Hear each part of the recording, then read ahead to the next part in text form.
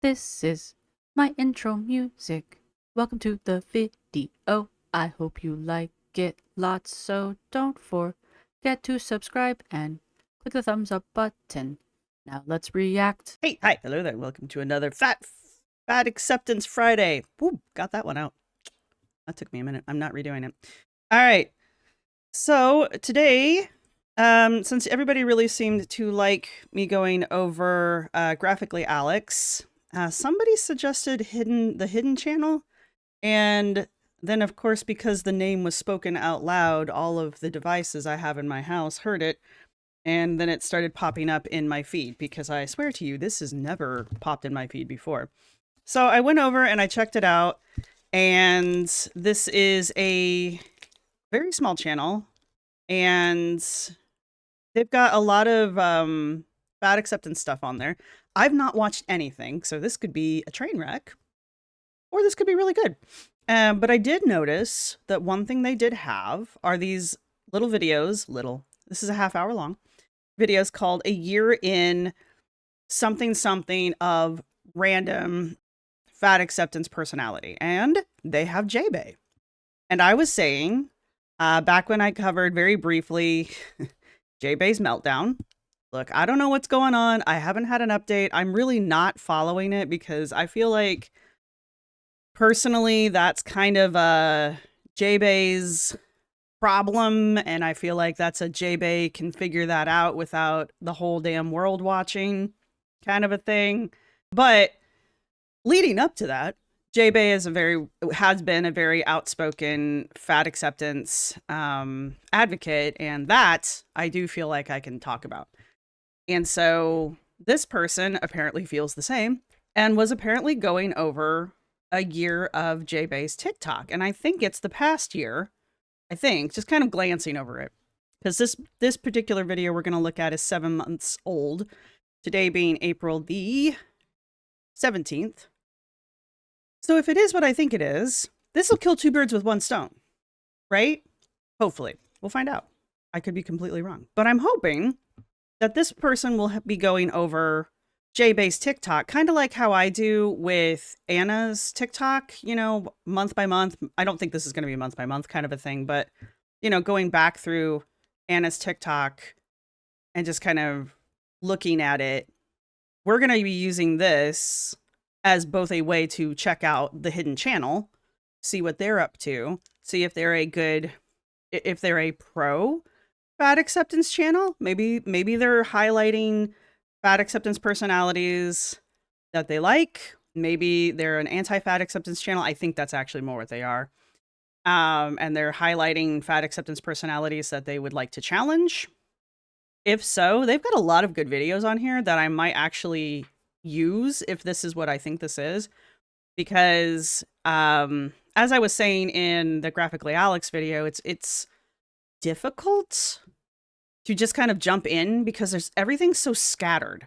And I am not familiar with the format of the TikTok, so I'm not versed in it. So having somebody who can pull this shit together for me is very, very nice. So I will use that tool if I can get my hands on it. And if this is what that is, I'm excited.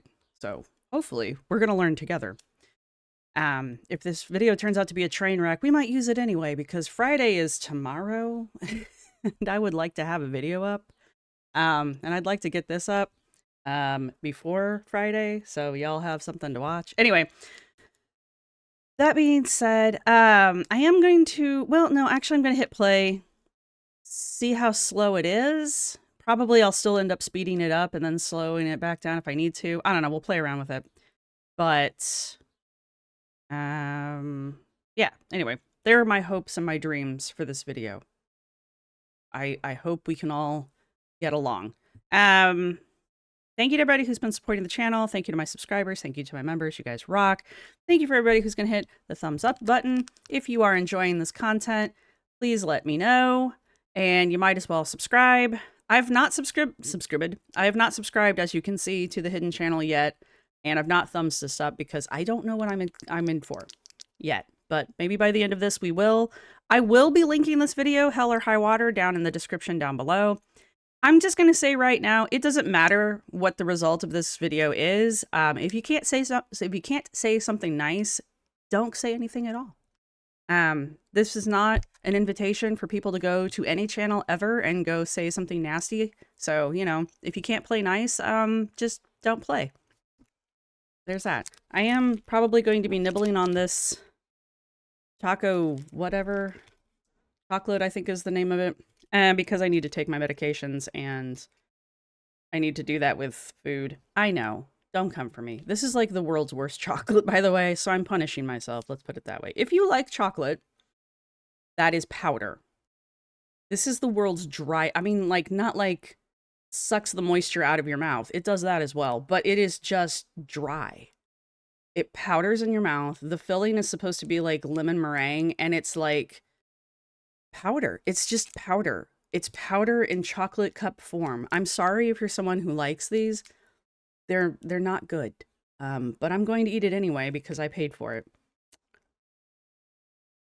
And I'm sorry to give you a slam on a product, but there we are. And I need to take my peels. Not that you'll see me do that, but I just figured.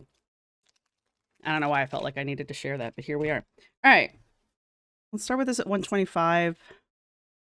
Again, this is cold for me, completely cold. I probably should have watched this first, but pre-planning, whatever. So let's give that a shot real fast. Hello, everyone, and welcome to a new year in the TikTok, Jade Official. Hello. Is who we're going to be covering today.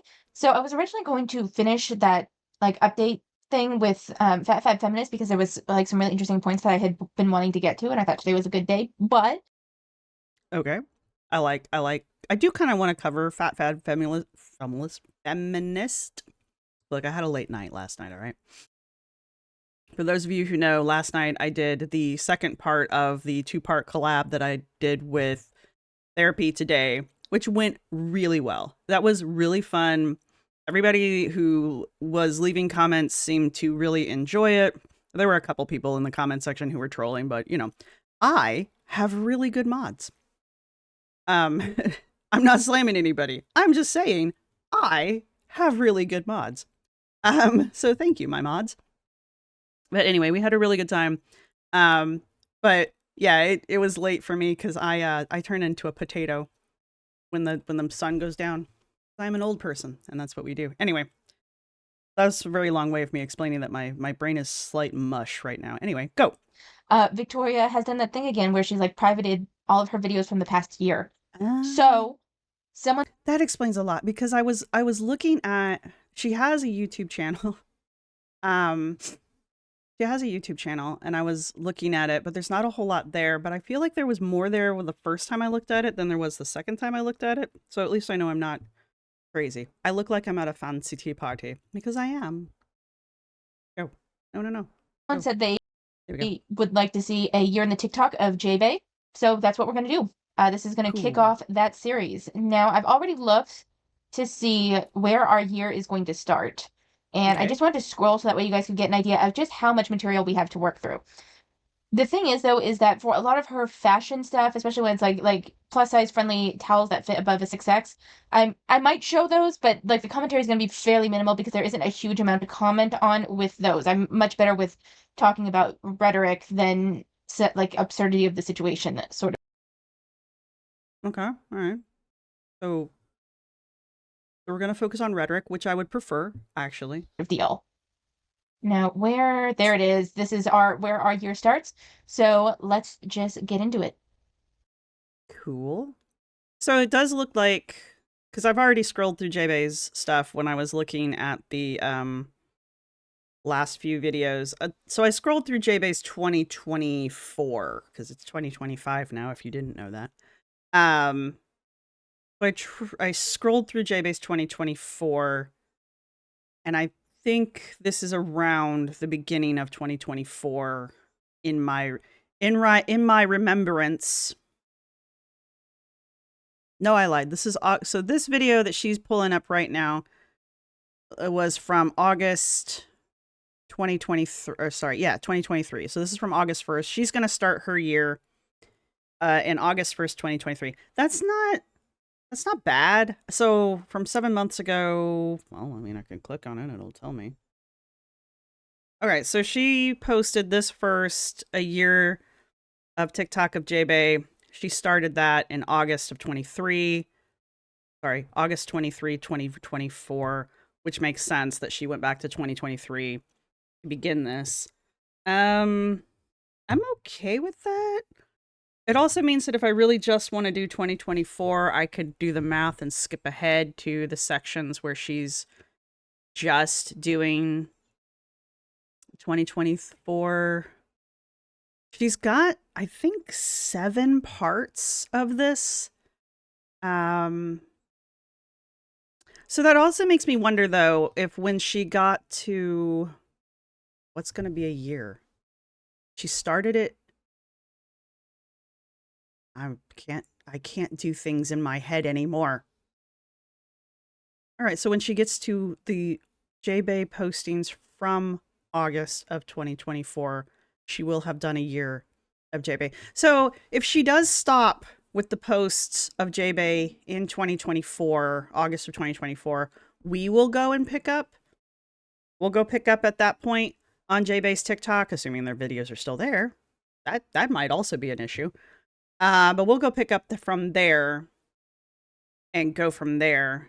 Assuming these videos are what I'm hoping they're going to be, which it does sound like they might be. So if that's what happens, we'll go pick up from there. But the last video she had of this was like part 7 or something like that. And they made mention of the whole debacle with Jade.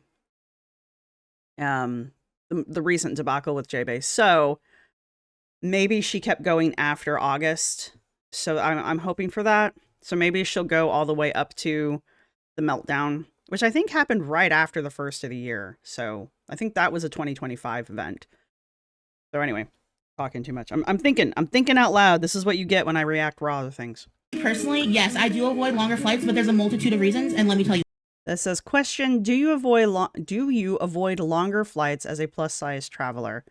And then in the little black section over here, because this is the TikToks, wondering if I avoid longer flights as a plus size traveler? Check this video out to find out. Why? Up until recently, I have been on oxygen therapy for years, and when you travel with oxygen, you have to bring enough batteries for your oxygen concentrator to last 150% of your flight time, which can get really spendy. So for that reason, I have been avoiding longer flights for quite a while, but that might change very soon because I might not have to travel with oxygen anymore.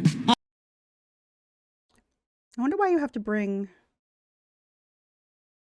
So it's for time and a half. So it's probably just like, just in case you get stuck on the tarmac for 3.5 hours when your flight's only supposed to be 45 minutes. No, that never happens to anybody. Another thing, just for me personally, as someone who's a size 6X and does need 2 seats in economy and kind of has to balance between 2 seats, it gets really uncomfortable after a long while. So the max flight time that I really look for right now is 6 to 7 hours, at least where I don't have a layover. If I have a layover after about 6 or 7 hours, I'm good. But when it comes to the bathroom, also keep in mind that if you're going on an international flight that has a wide body aircraft that you'll be aboard, you will United States law requires wide-body airplanes with dual aisles to have a wheelchair-accessible bathroom. have access to a wheelchair-accessible bathroom as it's required by the United States law. Thank you so much for your comment, and I hope this answers your question. Interesting. So the caption says, do you avoid longer flights as a plus size traveler? And this was kind of interesting. Okay, good. She acknowledges that she needs 2 seats. She acknowledges that she's on oxygen.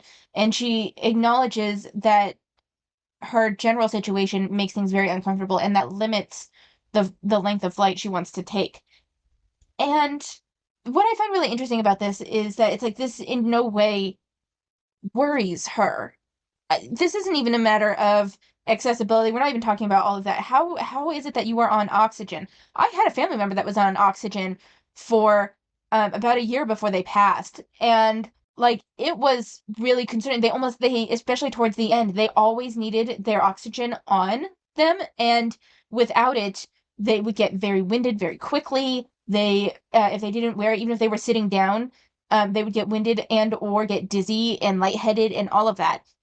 And it's like, that being said, the person that had been on oxygen was also a smoker and didn't give it up. They didn't give it up. So I guess it's just one of those things where God, addiction is a bitch. And I mean, we know about drug addiction and we know about other types of addiction, but food addiction and addiction to nicotine can still be like major Does Jade smoke?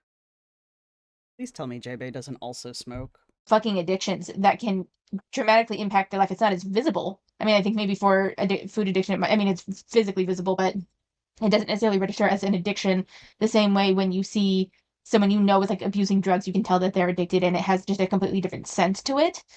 But this is just something that makes me go, how are you not worried about this?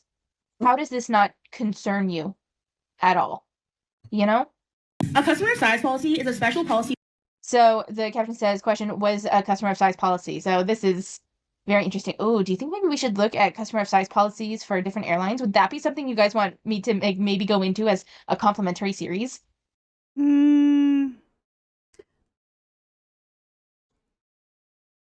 could see doing that. Maybe as content, just because the different airlines have different ways of going in and dealing with that. But the problem that I have with a lot of the customer of size policies is they piss me off. And I think they piss off a lot of people. I don't mind airlines having policies to assist to assist customers who require assistance because of the actual needs that aren't for obesity. I know I'm being kind of weird. I'm being kind of mean. I am. I don't like this whole like, oh, you're so fat, you need 2 seats. Okay, well, here, have a free one. Can I have a free seat? I don't need 2 seats, but I am fat. Can I have a free seat because I'm fat? Like, I hate that. I just actually hate it. But I do like that some airplanes will do, or some companies will do something like if you're wheelchair bound or if you're wheelchair dependent, or even if you're just like you don't walk well or stuff like that. If you need a caregiver, not a caregiver, but assistance, your aide can ride for free. So like you buy your ticket and then you basically have someone fly with you who can assist you with walking or getting on and off the plane or getting to and from the bathroom, because God knows airplanes are fun to walk on, kind of a thing. The rail trains will do that too. Another reason I like the trains. So I like that kind of stuff because now you're helping people who actually have needs. But Jay's just fat, man. I mean, does she really deserve an extra seat just because she's morbidly obese? I'm sorry. Anyway, I'm rambling. For this, go through like all the major US airlines and take a look at their customer of size policy. That sounds fun, don't you think? Put in place by airlines for plus size passengers and passengers who need more space when flying. Be sure to hit that follow button for more plus size travel tips. So that was pretty much it. Look, man, if you need more space because you've got like a bunch of equipment attached to you and that's the only way that you're going to be able to like live, that's one thing. Like, yeah, that's fine. If you need an extra seat because you've got an animal that you need to fly with because that's how you survive, like, that's fine. I'm okay with all of that. If you need an extra seat because your ass cheeks take up a seat each, I'm not okay with that. The seats are small. I get you. I really do. I haven't flown in forever, so I really don't know how small the seats have gotten, but I'm pretty confident that my ass will fit in one chair. We're well aware of the customer of size policy. I think it's a little ridiculous, but I'd be really interested to do maybe like a comparison, even maybe make a spreadsheet about the different customer of size policies and what they dictate based on their airline and shit. That might be really interesting. So this is a great question, and I actually... So it trails off, but the question says, you're able to get a refund, wondering how. And maybe they just trail off there on their own. But let's see what Jade has to say. A ton of videos up on my page about the Southwest customer size policy, which I'm going to talk about right now. So the way that I get a refund for my second seat when I'm flying as a plus size traveler is by using something called a customer of size policy. A customer of size policy is a special policy put in place by airlines for plus size passengers and passengers who need more space when flying. Southwest customer of size policy is one of the best in the game for plus size travelers. Specifically with the Southwest customer of size policy, they will give you a second seat either free of charge, or if you decide to purchase it up front, you can get it refunded after the flight. That right there is how I get a refund for my second seat when I'm flying on Southwest Airlines. I'm not gonna lie. it kind of makes me not want to fly Southwest if I don't have to. Like if I ever, no, don't get me wrong, I don't fly, so this is an empty threat. But like if I ever have to fly, I would not pick Southwest Airlines to be my first choice unless I had no other option. Just because of this, to be honest. I'm one of those people. I'm like that fucking petty. I am that fucking petty. I'm like, I don't like this policy. I'm not going to use your product. I hope that I answered your question, and if I didn't, you can check out more resources on my blog at jbayproductions.com or on my page at jbayproductions or jbayofficial. And so apparently with all of the tariffs going into effect, apparently the airlines are having like they're getting hit really hard with people not wanting to fly anyway. So apparently it's a moot point. So maybe it's going to be really cheap to fly anyhow. for those of you watching who aren't following me, be sure to hit that follow button for more. Okay, so now I'm thinking we need to take a look at her blog. I'm getting all sorts of new series ideas with Jade, but I'm glad we looked into this. I want to look at the different customer size policies across airlines, and I want to take a look at Jay's blog. Maybe we'll even read some blog posts. I looked at Jay's blog. There's not a whole lot going on there, honestly. Very, very as I recall. Interesting. Personally, and I don't think anyone here is going to disagree with me, but even if you do, I stand by this opinion. You shouldn't get a refund for your second seat. You took up the seat, you took up the space. You should have to pay for it. That's my opinion. That's what I think. I think you should have to pay for it, personally. Like, you're taking up the space, you're taking up the seat, and someone else could have gotten on that flight. The airline could have gotten another seat paid. If they're refund, like, it just, I don't really understand why customer of size policies, unless it's just general public pressure that the airlines feel. I don't really understand why these customer of size policies are like being put in place. So here's something I could think as to why the airline might be doing it. And that is, let's pretend like, let's have a hypothetical where J-Bay is flying and there's, I don't know, 3 seats in the row. I don't know how this works, so I'm just making shit up. And J-Bay buys 1 seat, right? And then they sell the other 2 seats to 2 other passengers. And so you get those other 2 passengers, and now those 2 people have to sit in those seats. But the problem is, regardless of if J-Bay purchased 1 seat or not, J-Bay takes up the space of 2 seats.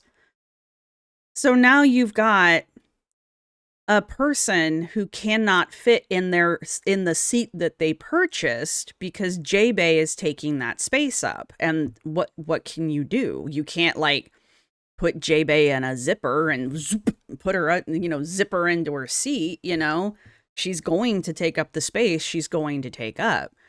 So what do you do to that? What do you do for that passenger who purchased the seat but can't sit in it because someone else is taking that space up, right?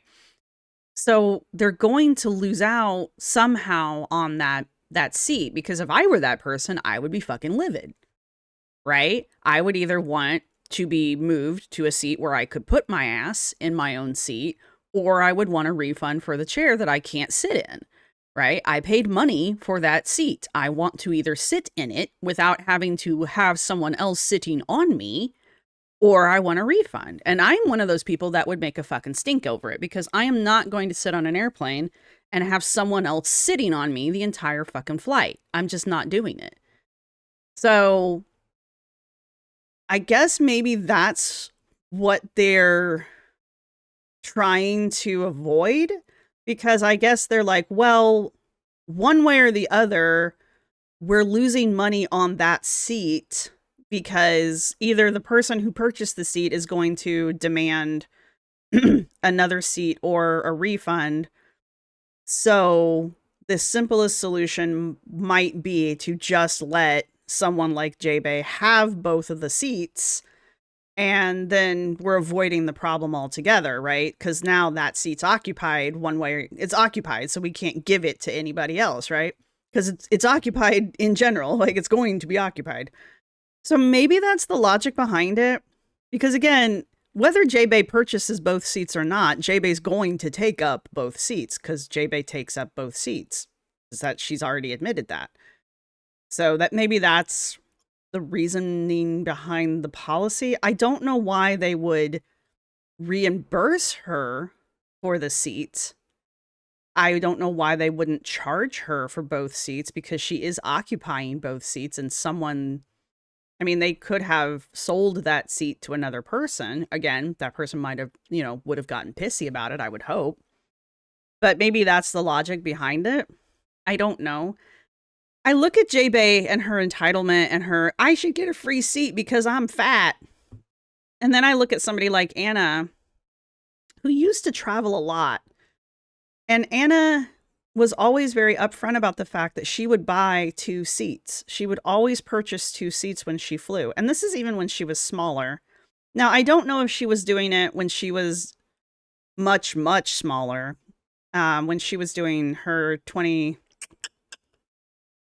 I can't keep dates straight in my head. But when she was doing her weight loss blog, when she was actually doing weight loss, because she was like 200 pounds lighter back then, give or take. So I don't know if she even needed two seats back then, but she does now. And she's been pretty upfront about the fact that she purchases 2 seats for herself when she flies. And I think, like, I respect that, because she's aware of her size and she's aware of the fact that no one wants to sit next to you when you're that big.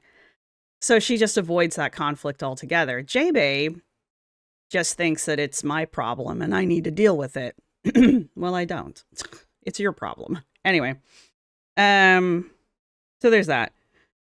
That's the only thing I can think of as to why the airline companies would even put that kind of a policy in place. I still don't understand why they would want to eat the cost of that by giving the seat free to the stupid morbidly obese person, as opposed to charging them for occupying 2 seats, right? I just don't get it. Today, I want to talk about why I started my plus-size travel petition just a few short months ago. I created the petition after numerous stories shared with me by my followers. Many of them plus-size individuals who have avoided flying for years, including myself, who have faced ridicule, humiliation, and embarrassment while flying. However, our plus-size travel struggles start long before we even leave our homes, as there is little to no readily available information and resources for plus-size travelers. That is why I started this initiative, to get a conversation started, and make apparent that there is a desperate need for easily accessible, straightforward policies, for how customers of size can navigate each airline in the United States. As a plus-size traveler myself, I've encountered the difficulties trying to navigate each airline and find their policies. And sometimes there's no section of information or even a policy in place for plus-size customers. Yeah, see, I think you should have that. I think there should be available information for people so that they can make informed decisions. Like, if you are going to charge people for 2 seats, I think regardless of your size, you should be informed of that. Like, if you're going to charge me to have a seat for each of my ass cheeks, I would like to know that, right? It's like with your luggage. If you're going to charge me for... every airline has some different policy for their fucking luggage, it seems like. This is just stories I've heard from people. Again, I don't fly. So, everybody's got like a different policy for their luggage, and it seems like it's confusing, and especially nowadays because, stuff, God forbid you take more than 4 ounces of any liquid onto the plane. So that kind of a stuff. But, you should have that labeled in someplace easily accessible for people to look it up so that you don't have problems when you get to the airplane, right? You get to the airport. Okay, so here's the one thing I will give her, but we're gonna finish watching, but I do want to just touch on something. I am very big on transparency, and I believe that all airline policies should be upfront. I don't agree with the customer size policy idea, but having your general policies, like if you're weigh so much or whatever, you'll be required to get a second seat or whatever. Right. It's just stuff like that. I think all of the policies should be made readily available and easy to find on an airline's website. I've never flown. I've never really looked at an airline website, so I don't know how easy or difficult it is to find these policies, but it wouldn't surprise me if they tend to tuck them away somewhere on the website, especially policies that are more beneficial to the customer or something that maybe they're required to do. I have flown, but it's been a really long time. And I think I've only flown like 2 or 3 times in my entire life. I take the train a lot, and I'm going to be taking the train a lot. So I don't know. But when I look for things on the train website, like on Amtrak, it's usually pretty easy to find. Oof. Well, she turned her comments off. Huh, interesting. It's usually pretty easy to find on the Amtrak sites. But that's because Amtrak doesn't want to deal with your shit. Like, they want to get you on the train and off the train as quickly and as easily as possible, right? So they want you to know what you're doing. If you don't look it up, it's kind of on you. They also have information booths all over the damn place. So if you have a question, you can just go up to the booth and ask. I don't know about airplanes. So like I said, I haven't flown in a really long time. And the last time I flew was before all of the new security bullshit went into play. So I've not had to deal with any of that. So I have no idea what that stuff's about. But I don't know, maybe that might be something to do on one of these Fat Acceptance Fridays too, is to maybe go look at the airplane websites and see how hard it is to find that information. Because if I can find it, it can't be that difficult, right? Because I know nothing about this shit. So for that, I will give that for her. There should be a transparency in their policies and what will be required of passengers if they exceed a certain weight, if we be that by their bag or by their person. That's something I believe. It's kind of like I think it was Prof Brain Fever when they were talking about going to a amusement park, and he was really advocating for test seats outside of each ride. I'm actually in favor of that. I'm really in favor of that, to be able to make sure that you can fit, or if you're too small or too large or whatever for the ride, you know that before getting in line and wasting your time. I'm all for that. I think that's a fine thing to do, and this is kind of follows in the same vein. If you're going to require something of someone who exceeds a certain weight or whatever, then that should be made apparent up front. Yes. I myself have personally experienced discomfort and discrimination during flights, and I believe that air travel should be accessible and comfortable for everyone, regardless of their size or abilities. My first-hand experience and the stories I've been told emphasize the need for change. Look, I don't like Fat Acceptance co-opting the struggles of other groups of people who have actual struggles. Like, I'm not saying being morbidly obese isn't a struggle, but it's not the same kind of struggle as having a disability from birth or being struck with a disability later in life. That is a completely different statement than you just won't go and get the help that you need to lose weight. You know, this is reversible. You can fix this. These other things that she's on about, she's just co-opting language from disability rights campaigns and disability rights movements because she doesn't have a leg to stand on otherwise. And it pisses me off when I hear it. Since my partner and I have received disapproving looks, negative comments, and someone has even refused to sit next to my partner while traveling on a plane. As a plus size... Okay, if someone refuses to sit next to you, sorry that you dealt with that, but no amount of policy is going to change that. People are still entitled to, if someone doesn't want to sit by you or your partner, that's their choice. I mean, if they've already bought the ticket and there's no empty seats... Was your partner spilling over into their seat already? Because, like, I don't know how big her partner is.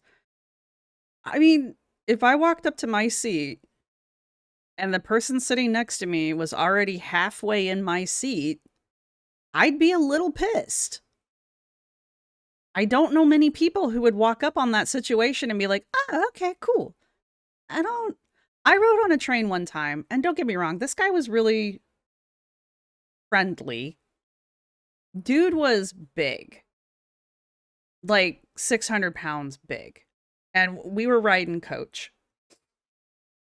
So already not great seating on a train. But the nice thing about a train is you can get up and walk around.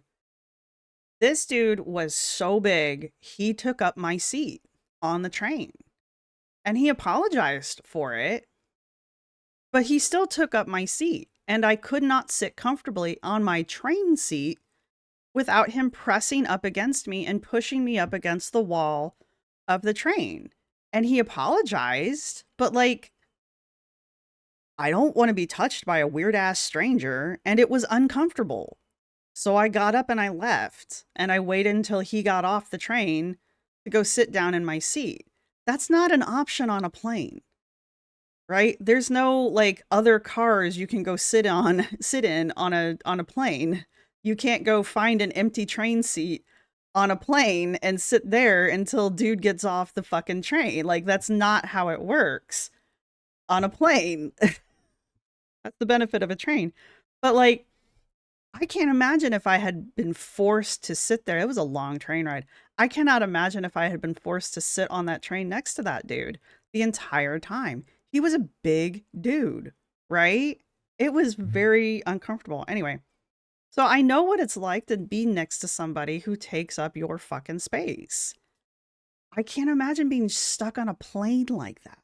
And I guess they're forfeiting their seat. Like if someone doesn't want to sit next to you, they don't want to sit next to you. That's not they conflate judgment and personal opinions with discrimination. They're not quite the same thing. The general people, like if the institution allows you to be in the plane with reasonable accommodation, that is within the law and within general parameters. It's not discrimination. If someone like It's also not the plane. It's also not the company's problem if random customer comes up to you and doesn't want to sit next to you. Like, that's that person's problem. That's not the company discriminating against you. That's that person. Whatever that person's issue is, that's that person's problem. That's not the company's problem. like another passenger gives you, and even if staff give you disapproving looks, that's not necessarily the discrimination. It's embarrassing and it Well, okay, the staff doing it, I think you can kind of roll that into the company because, like, the staff represents the company, but yeah. That one I'll kind of give you within reason. you could definitely make an argument for like prejudice on their part, but it's not discrimination because you aren't being denied anything. That's true, I So, guess. like, no amount of policy is going to fix that. People can look at you how they want to look at you. I'm sorry. Like, as long as they aren't touching you, invading your personal space, or in some other way that trespasses on your rights, then you're not discriminated against. Traveler, I've also been forced to occupy only one seat before with immovable armrests, which left me with pain and bruises. These experiences. That's because that's what they had to offer. Reasonable accommodation means that what they can Okay. reasonably provide. If all of the chairs have unmovable armrests, they can't move you. The plane is booked. That was the seat that you chose. There's only so much they can do. That's not discrimination Right. against you. I swear to God, these people don't know the definition of discrimination, and I love that she turned off the comments. Because she's so in her own head and so deep in her own victim complex that she doesn't realize that this isn't discrimination. It's just an unpleasant experience for you, and I'm sorry, honey, but you put yourself in the situation by getting to your size. And I don't mean that in a cruel way. It's just the reality of the situation. Highlight the necessity to advocate for better policies that protect the dignity and rights of all passengers. I strongly believe that no one should be mistreated or discriminated against because of their size. And these are the reasons why it's crucial to work towards implementing improved policies. The issue is that you're saying mistreating by way of someone looking at you in a way you don't like. That's not mistreatment. Yeah, basically. Someone saying they don't want to sit next to you or your partner when you guys are morbidly obese, you might be spilling into the seat. And even if you aren't spilling into the next seat, I don't mean this in a cruel way, but if you're morbidly obese, you've been going through the airport, you've been sitting, it's hot, it's stuffy, and you're sweating. Again, I don't mean this in a like a cruel way, but if you're morbidly obese and you've been sweating a lot, there is a smell. And I understand.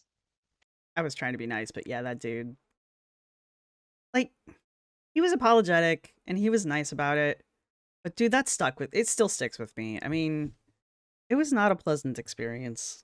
And it probably wasn't a pleasant experience for him either. I'm sure he was probably embarrassed. I'm sure he probably wasn't happy, having to explain himself to a random stranger. Like, I'm sure it wasn't fun for him either. People maybe not wanting to sit next to that. I'm sorry. If you want to know how to get extra legroom for free, let me give you a little tip that works sometimes. Since Southwest has an open seating policy, meaning you can choose your seat as soon as you get on the plane, look for the bulkhead seats, the first row of seats in the plane, and see if they have armrests that move up. If they do, choose that seat because you're going to get a lot of extra legroom and it'll make your flight much more enjoyable. If you have any more questions for me, drop them down below in the comments. And for those of you who might not be following me already, make sure to hit that. So, like, I guess for tall people, if you need, like, I don't have a problem with this. You're not saying to petition the airline to do anything. This is about taking advantage of the situation. By all means. Like, and if you're I guess if they don't have assigned seating. tall and you need extra legroom, maybe you can use this tip. I don't have a problem with this one. Plus size travel struggles, part 5. The pressure to lose weight before travel. Being uncomfortable on planes. Okay. Oh my God, these struggles. The pressure to lose weight before travel, that isn't something that I think is exclusive to fat people. Like, granted, I've never traveled like this. I've never gone on a trip. I don't think I've ever felt pressure to lose weight before I travel, but I've never gone on like a super fancy vacation either. Like, I've never gone to like the Bahamas or on a cruise or anything crazy like that. I've always gone to like conferences. and they just happen to also be like, oh, I'm gonna take like an extra hour out of the day and I'm gonna go sightsee. I've never gone to like, I've never purposefully gone on vacation someplace, so I've never felt the need to like get vacation ready kind of a thing. I don't know. I can't relate, I guess is what I'm saying. I've gone to the beach, but I've never felt like, oh my god, I gotta drop 5 pounds before summer because I gotta get beach body ready. I'm like, it's gonna be what it's gonna be, you know? I'm gonna either jiggle while I wiggle, or people are just gonna stare. It's gonna be what it's gonna be. Trust me, I am not the worst looking person on the beach. But I would think that in preparation for any vacation, especially if you're going someplace hot where you're going to be showing a bit more skin, where you're going to be wearing cooler clothes and all that stuff, and you want to look good, I would say that there is maybe an internal pressure to lose weight. If they're talking about external pressure, I don't know who the fuck is pressuring you, but it's your trip.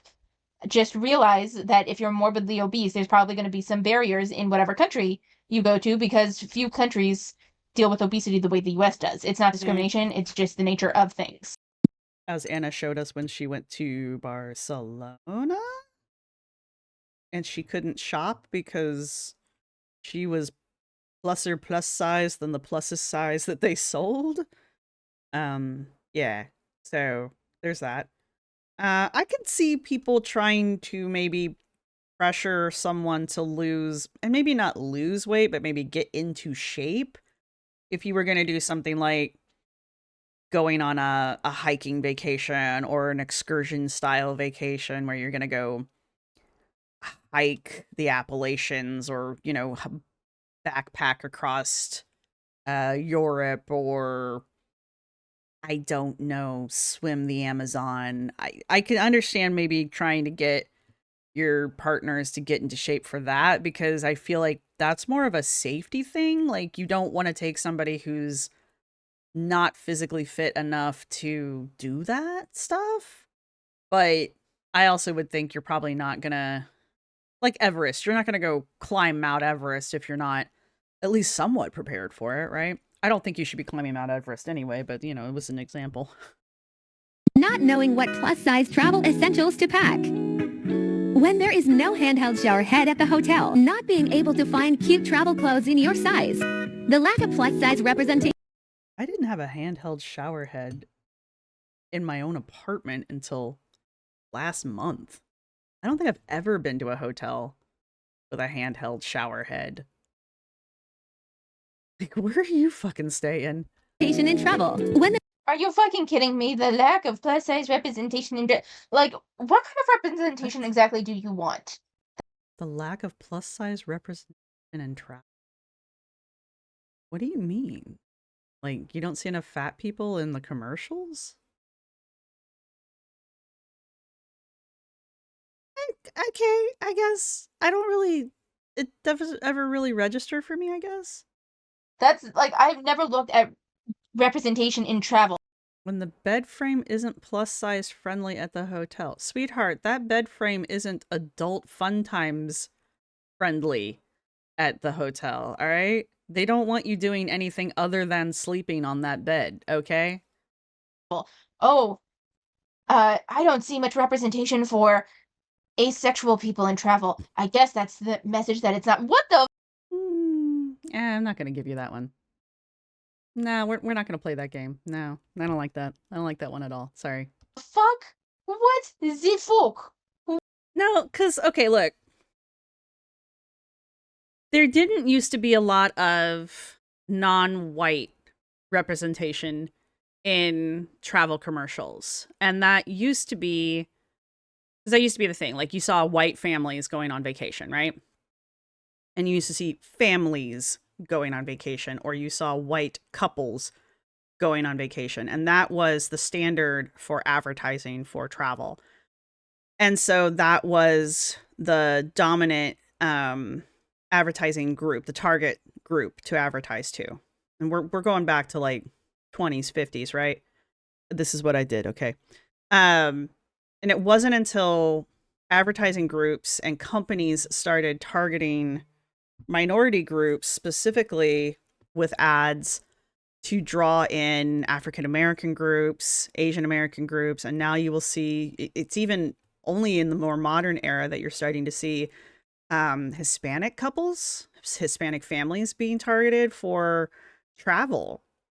And you'll see ads in Spanish. You'll see ads written in Mandarin. Yes, that's the more popular one.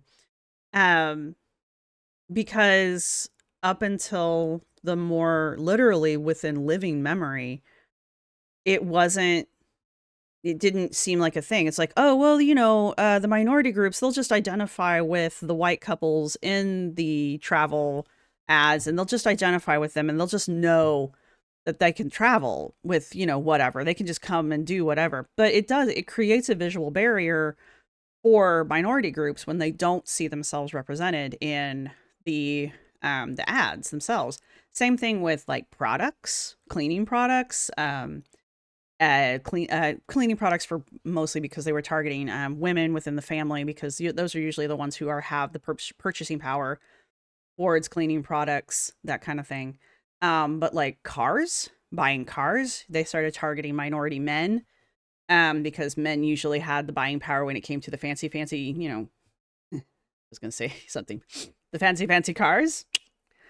But that kind of thing, like beer, sports stuff, all of that started being targeted towards minority groups because, yes, even though white men and white women still make up the majority of the purchasing power, they're not the majority group in the US anymore.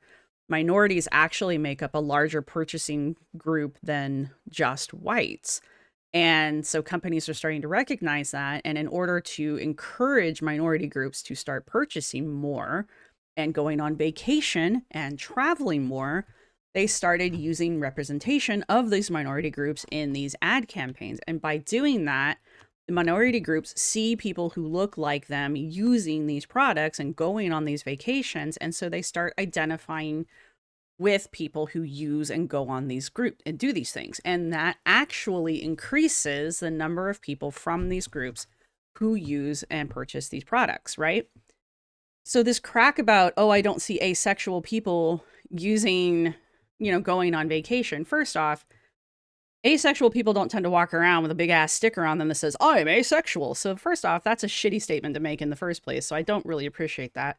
And secondly, I guess if you did have a couple of people walking around with a sticker on them that says, I'm an asexual person, maybe you would start having more people who identify as asexual going on vacations, I guess, using your products to go on vacation. Because that's how it works. So as much as you're trying to be flippant here, that is exactly how this shit works. So if these companies did start targeting fat and obese couples and fat and obese groups by using fat and obese models for their travel and their stuff, they would probably grow their what's it called, demographic of people who fall into the groups of fat and obese. So I don't appreciate the flippant remark, but also you're wrong. And I apologize for going on this very long walk down history's lane, but that is exactly how this shit works. And that's why your grandparents didn't see, and if even you can even sit and flip through ads and go back as far as like, you can go back to like Victorian era. Those are really fun ads, by the way. But you can go all the way back to Victorian era and just kind of follow the ads all the way up into today.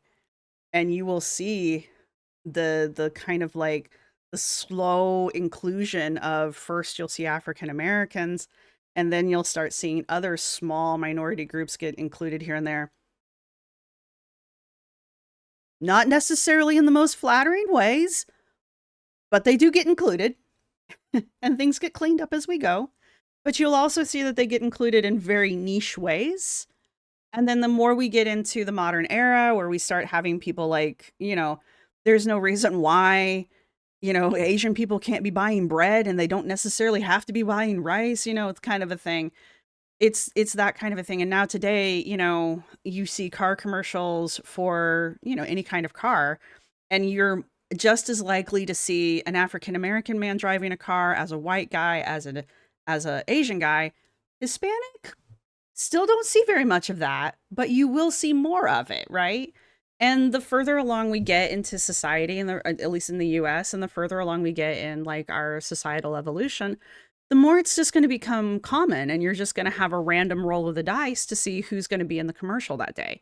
And eventually it won't even be, oh, I'm trying to target XY group. It'll just be, today is the day that we're using this model for this commercial, and this model just happens to be in this group.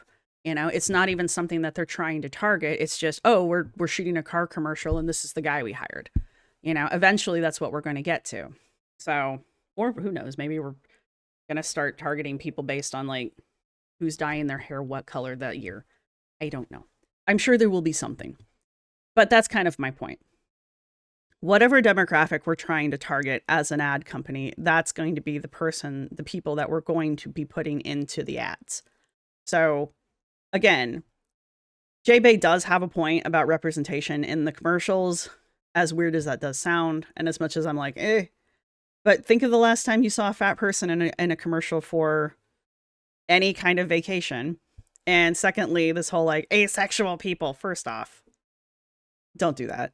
And secondly, I'm pretty sure if you had people walking around with like, I don't know, wearing the asexual flag colors, because that's going to be a real big tell without having to wear a fucking sticker. People who are asexual are probably going to recognize the asexual flags or the asexual colors. That's probably going to be a big tell for them. And they might go, oh, this company's asexual friendly. Maybe I'll think about them next time I'm planning a vacation. It works. Okay. There's a reason why companies during Pride Month do the rainbow washing.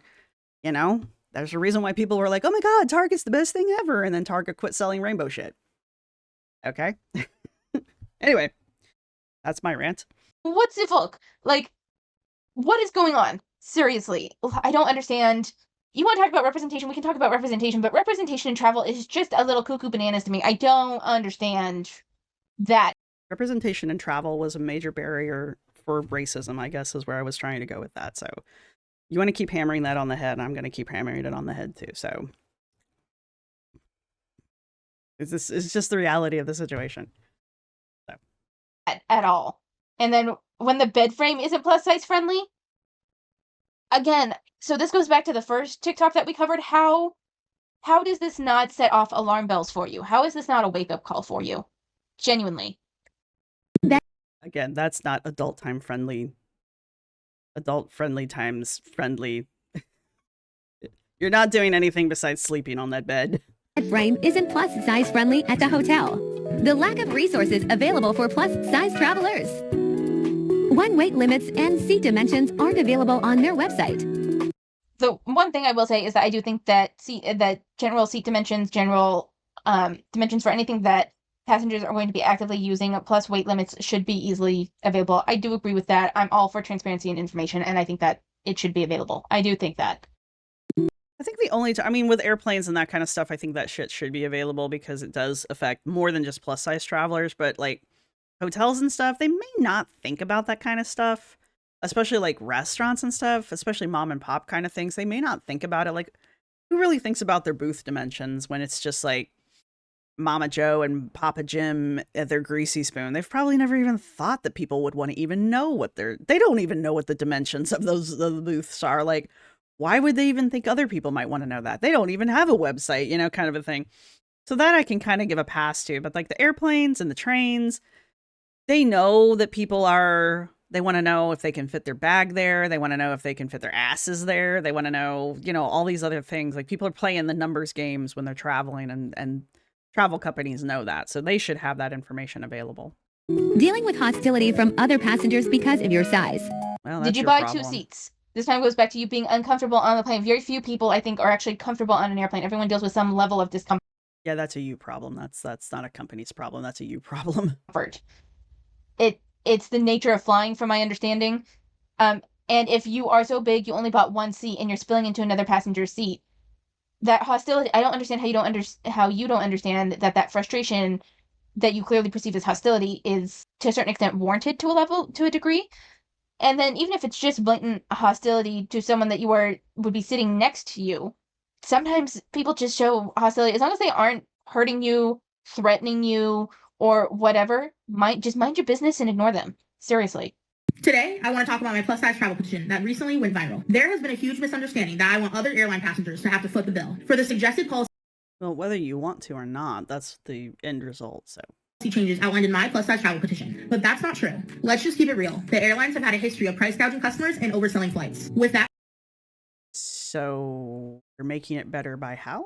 being said, they have continued to lower the standard of comfort and safety for all passengers. So it's time for the airlines to take responsibility of guaranteeing a better flight experience for all passengers. It's not the responsibility of the individual passengers they are supposed to be serving. But regardless, that's the end result, so. Southwest Airlines offers competitive prices for their airplane tickets. They do this and offer an incredible customer size policy for plus size passengers and those who need more space. The Southwest customer size policy offers an additional complimentary airplane seat to those who need more room. They are able to do this without passing the cost on to other consumers. And if they can do it, then so can other airlines. If you want to join nearly 30,000 people and sign my plus size travel petition, click the link in my bio. The thing is that they'll put that petition, that policy in place, and then, in 6 months, there's additional fees. There's additional fees. There's, like, you saying that they've done this without raising the prices. Do you know that they haven't raised the prices at all? That's a genuine question. Have you looked through the itemized bill? You haven't seen any increases at all over the cost of a ticket? Genuinely, like, I don't know. Like, I think this whole take just seems a bit naive to me. Do you not see? Do you not understand? You know, that they can say, oh, this doesn't affect anything, and then they sneak in a cost here or there. Just because they say they haven't done anything doesn't mean that's the truth. Today's video is all about plus size travel and navigating airplane lavatories as a plus. All right. These all seem to be the same fucking video. I'm not gonna lie. And doesn't seem to be skipping any. She seems to just be hitting the next button. And it just seems to be hopping to the next video. By the way, all the comments are turned off on all of these videos. And like, it's just the same video over and over again. And it's getting a little monotonous here. It's getting a little monotonous. Monotonous. Plus size traveler. Air travel can be exciting, but for plus size travelers, using airplane lavatories can be a challenge. As a plus size travel expert, I decided to come up with some tips for using I want my MTV.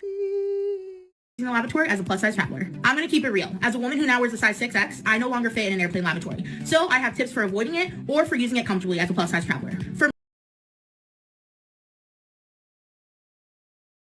I have a hard time fitting into the little tiny bathrooms. Like, don't get me wrong. I do a lot of train travel. Have you picked up on that? And the train bathrooms are, first off, small. And secondly, you got to learn to do this. You're trying to use the bathroom. I'm not going to lie. Takes some skills. But like, I can't imagine trying to do that and being like 6X. For me, navigating the airplane lavatory comes before I even book my flight. What do I mean by this? Well, let me tell you. I know that for me Adult diapers. Wait, sorry. personally, I can avoid using the lavatory for about 5 to 6 hours on a flight. So I try to strategically plan my layovers. If Can you imagine? You must get yeast infections, like bladder infections, like nobody's business. you're like me and you need or want to avoid the airplane lavatory at all costs, do this one thing. Estimate how long you think you'll be able to comfortably hold it and not have to use the airplane lavatory, and schedule layovers and plan strategically for those bathroom breaks during your layovers. And if you're worried about those long-haul flights like international flights, consider this. All wide-body aircraft are required to have wheelchair-accessible lavatories, which means that you'll have about twice the space as a normal lavatory. See, these are not issues I've ever had because I don't get to travel like this because I just don't. How many people get to travel like this? How many people have this kind of luxury to travel like this? I just am constantly blown away by just the nonchalance that she talks about travel in this way. Like, oh my God, and like the next time that you're planning to take your overseas trip to wherever you're going, just think about like your layovers and where you're going to be stopping and stuff. And I'm like, I take the train because it's cheap. If you're booking with an airline that has assigned seating and you think you're going to need to use the lavatory several times, try booking a seat close to the lavatory. And make sure you wear easy to remove clothing. My next piece of advice is to pack a lavatory kit with essentials You rip away. Sorry. like wipes, seat covers, hand sanitizer, spare clothes, and travel-sized toiletries. My next tip is to stay hydrated but moderate your water intake. This will help minimize lavatory visits. And if you're I'm surprised she hasn't just said use an adult diaper. Like, they make them. Plus-size traveler and trying to fit into those small lavatories, you're going to want to master the sideways shimmy for graceful entry. And most importantly, we should all advocate for inclusive lavatory design and wheelchair accessible options. These are things that I've outlined in my plus-size travel petition. So The wheelchair accessible design is not for you. I'm sorry. It's not. It's for people in wheelchairs. It's for people who have to use walkers because they can't walk without it. It's not for people like you. Okay, anyway. if you agree, go ahead and consider signing. Link in bio. No. Together, we can create a more comfortable travel experience for everybody. If you want more tips on how to navigate the lavatory as a plus-size traveler, check out my blog at Jade Productions. JB, when is the red flag? Where is your red flag? When does the alarm bell go off? You can't fit into a bathroom. When does the alarm bell go off? You have to moderate your water intake so that you don't pee every 6 hours? When does the alarm bell go off? And don't forget to check out my other Your plus-size travel poor videos. kidneys. And So the rest is just her promoting her stuff. But again, this falls under, how does this not raise alarm bells for you exactly? You're having to schedule layovers for bathroom breaks because you can't use the airplane bathroom? Are you do you not see the issue with that? I don't understand this. I don't understand why, like, you're making all these things to consider, all these things to get, all these things to consider, the struggles that you experience or whatever. And the thing that would make all of those easier is losing some weight, but in exchange instead you just get upset at the institutions. You get upset at people looking at you. You plan layovers based on how long you can hold your bladder. You look for wheelchair accessible bathrooms. You and person who's perfectly ambulatory. Because you can't fit in it otherwise. Like, do you not see the issue? Do you genuinely not have any concern for yourself? You know? thank you so much for this comment. I love seeing y'all help fellow plus-size travelers on here. This right here is gold. Finding how to navigate international airlines as a plus. So the comment that she's responding to says Delta is sister airlines with Air France, and Air France staff has always been amazing, and the planes are roomier than, and it trails off. Passenger, and even as a plus-size travel expert, can be very difficult. So sharing this information with everyone is so helpful. Hearing that you've had such a good experience with Air France is going to help so many travelers navigate air travel in France and surrounding areas. So thank you so much for sharing this resource. Well, I know the last time I went to France, I flew Air France, and I too had a wonderful experience. Those of you watching that, They even let you smoke. No, they don't. I have no idea. I want to ride a dirigible. Does Air France have a dirigible? Do they even have dirigibles? I want to ride a dirigible. aren't already following me, be sure to hit that follow button for more plus-size travel tips. What was the point of that? What was the point of that TikTok? Do TikToks have points? Is there points to TikToks? Thank you. Plus-size travelers deserve better. This article came out just a few days ago, and we're going to Okay, a British Airways passenger was stuck in his seat for 3 hours after landing and had to be taken out of first class with a hoist. Dude swole up because he fit in his seat when he took off, but he swelled up during the flight and got stuck in his seat during the flight, as I recall this article. talk about it in this video. All I had to do was read the title of this article, and I was automatically upset. Well, you probably should have read the whole article before you got upset, but... A British Airways passenger was stuck in his seat for 3 hours after landing and had to be taken out of his first class seat with a hoist. What this passenger had to experience is unacceptable. How did they get the hoist inside the airplane? That's what I want to know. Again, the airplane's not that big. And this is the exact reason why I started my plus-size travel petition this year. Your plus-size travel petition wouldn't have prevented this. These are the roomiest seats on the airplane. The dude swelled up while he was in the seat because that's what air travel does. And as a matter of fact, they actually linked to the CNN article that talks about my petition in this article. I'm fighting every single day for Your article wouldn't have prevented this. Inclusivity in the airline industry. That way, things like this don't happen to plus-size passengers, because this is absolutely unfathomable. This passenger did what all those people say to do in my comments, just simply upgrade to first class, and this should prove as an example to you why that doesn't always work or apply. Dude bought the biggest seat on the airplane, swelled during flight, got stuck in the seat because he was too big, and then swelled.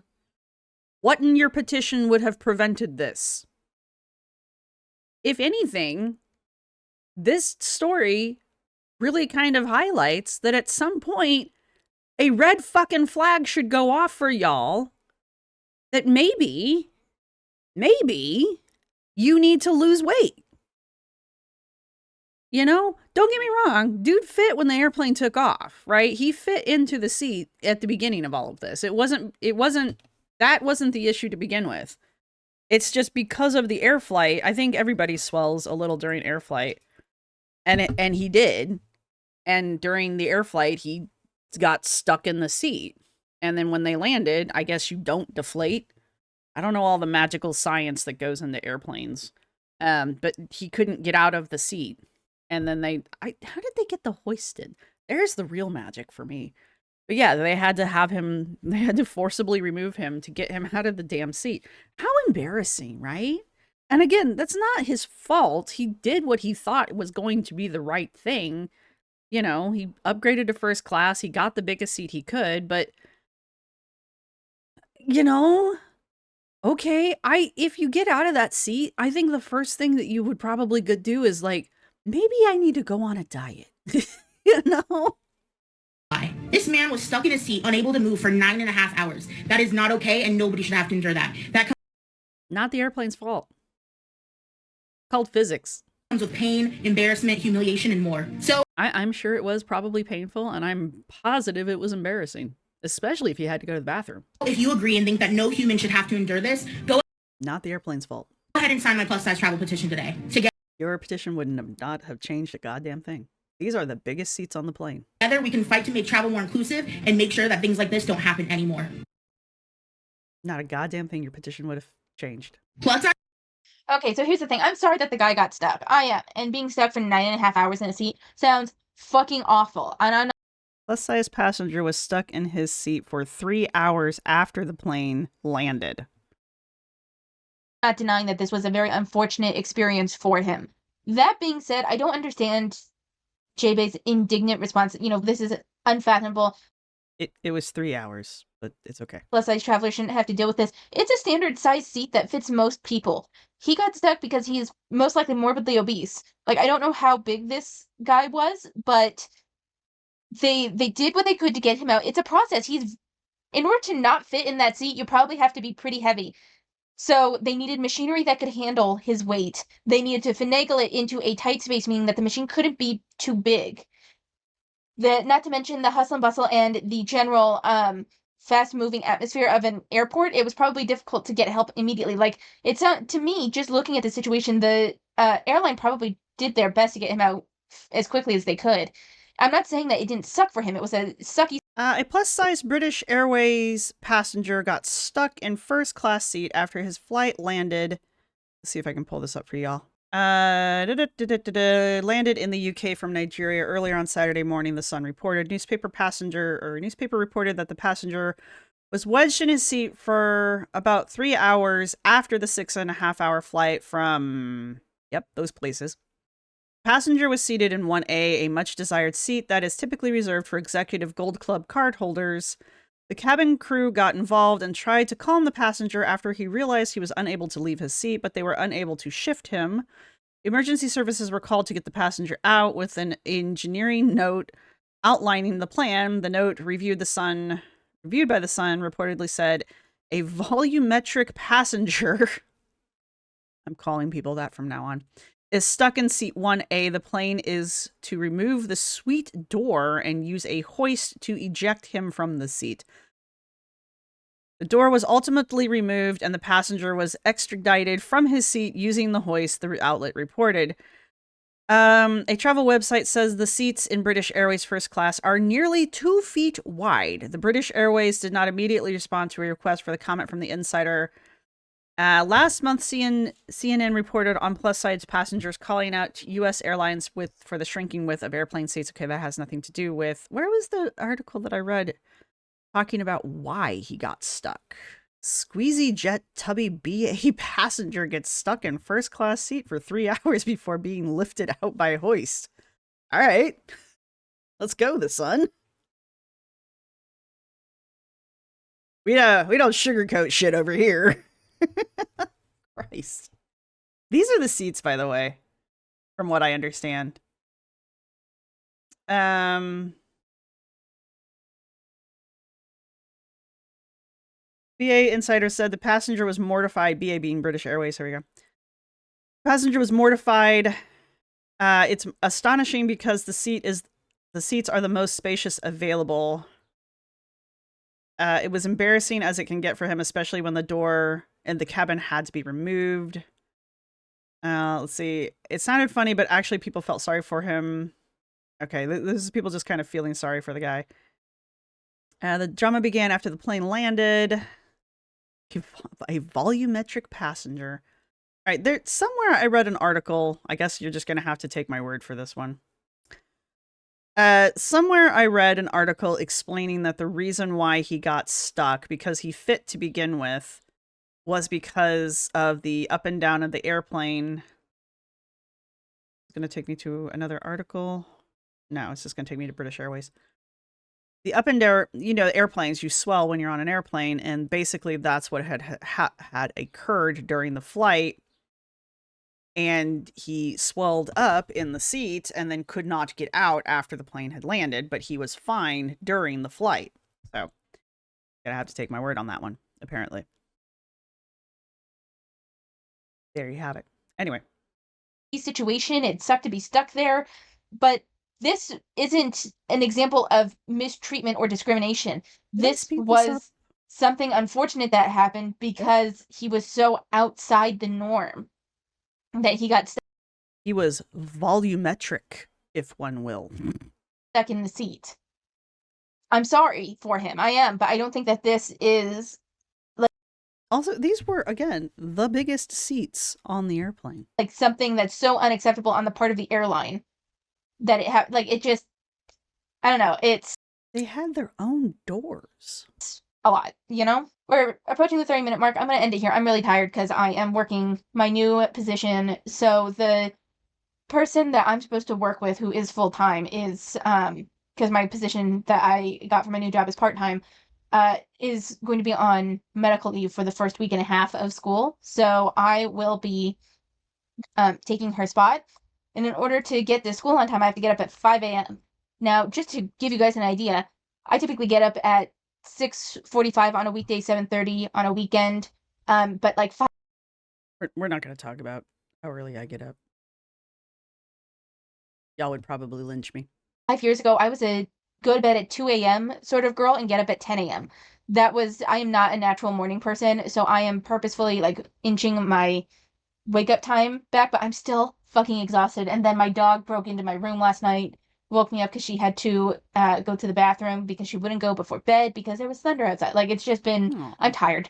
I wonder why dogs are so terrified of, like, I've never had a dog that was terrified of thunder or lightning, but I have had, and I have seen many people whose dogs are, and I've always wondered why. Because again, my animals, I've never had an animal that was. I did have a cat one time. I miss this cat. He was a great cat. Hello, Psycho. Not that cat. But he would growl at the thunder. No, he'd growl at the lightning. When the lightning would flash in the sky, he'd growl it. He'd go, "Rrrr." He was such a big, brave boy. But yeah, that was always funny. But the thunder itself never bothered him. But I do wonder why so many dogs are actually scared of thunder. It's just strange to me. Anyway, sorry that she has to get up so early. That would suck. All right. Those of you who have made it this far in the video, go ahead and leave a door. Are there doors? Emojis? There's got to be a door emoji, right? Just because, hidden channel, hidden garden. Anybody else following me on this one? All right. Anyway, go ahead and leave a door or get creative as you tend to do, or type the word door, I guess. I don't know. I'm bad at the emoji game. Down in the comments section, let me know what you guys think.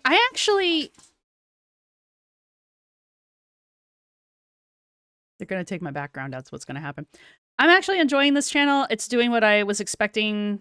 Not expecting. It's doing what I was hoping it would do. So we will probably continue to use this as a resource, at least for Jade, and maybe check out some of the other geared in review of some of the other channels on here. So that'll be nice. Ooh, my glasses are actually bothering my eyes. I think my prescription is changing. Means my eyes are getting worse. Anyway, so we'll probably use her for some more fat acceptance stuff, which is actually pretty nice for me. Let me know what you guys think. Again, very small channel. I will put a link to this video down in the description down below. Go check it out. If you don't have anything nice to say, please don't go say anything at all. If you do feel so inclined to go over and give them a subscribe, please feel free to do so. There we go. And yeah, so we're going to finish up. I think this is going to be the key to the J-Bay stuff. I did say I was going to start going over J-Bay. Let me know if you guys would rather see me do a J-Bay specific playlist, or if you would rather just see me put J-Bay in a like play or as part of Fat Acceptance Friday. Because I don't know. I don't know how J-Bay would fit into things, because like we can talk about J-Bay as an individual, or we can talk about J-Bay's Fat Acceptance as part of Fat Acceptance. We can do kind of a little bit of both. The thing is I'm not going to talk about J-Bay's the drama around J-Bay right now, because I don't know enough about it. And I just don't feel comfortable talking about it. It seems like it's a very personal thing right now.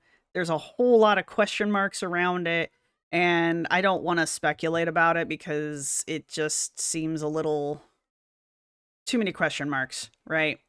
So I'd rather wait until the whole thing settles, and I'll let other channels do the speculating. So there's that. So I think it would be, we'll mostly just be talking about the Fat Acceptance end of the J-Bay stuff. That being said, let me know what you guys think down below. Your emoji is, again, a door. Hopefully there's a door somewhere. And yeah, let me know what you guys think about the hidden channel. I think it's going to be a good resource for me for what I want to do for me. That's all I've got for you guys. So I hope you guys are enjoying this series. Let me know down below, and I will see everybody in the next one. Bye! This is my outro music. You can't copyright strike me because it's just me singing. This is my outro music. Thank you for watching. See you next time.